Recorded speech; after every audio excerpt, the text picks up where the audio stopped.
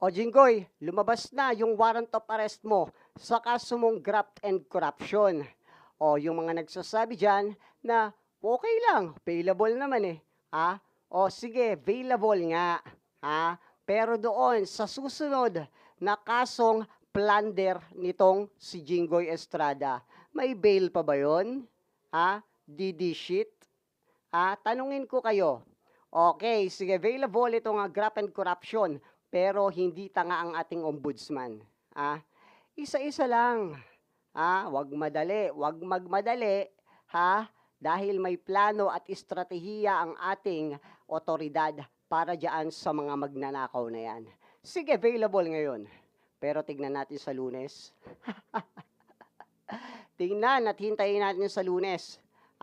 Yung isa pang kasong isinampa dito kay Jinggoy Estrada na plunder.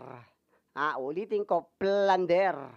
Ito ay walang bail. Ito po ay non-available.